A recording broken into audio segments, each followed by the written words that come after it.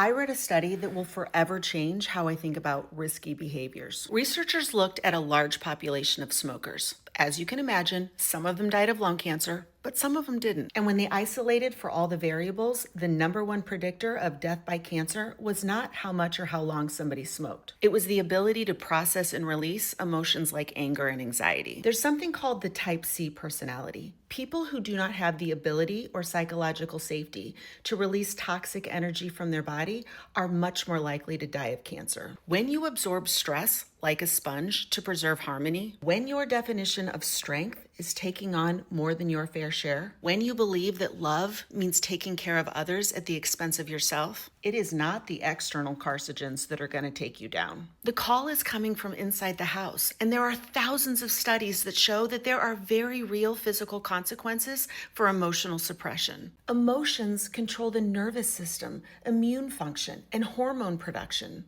Internal pressure and stress block your body's ability to repair DNA damage. Negative energy like shame and fear and guilt and anger and resentment corrode your insides like rust. Pent-up emotion is the most dangerous toxin of all. I was a heavy drinker. I drank alcohol every single day for 15 years. But even though I was sick and tired of being sick and tired, my life wasn't on fire. The actual amount of time that I spent drinking or being hungover was really only about 10% of my problem. The other 90% was feeling bad about myself, worrying about my health, and wondering what the hell was wrong with me. I intuitively knew that the real problem had nothing to do with alcohol. Drinking was just a substitute, a placeholder. I didn't actually need more willpower and discipline and control of all the things. I needed relief. I needed to escape the pressure and the stress of my type C personality because alcohol just wasn't doing the job anymore. And you know what? I was right. Once I learned how to relax and started prioritizing my mental health,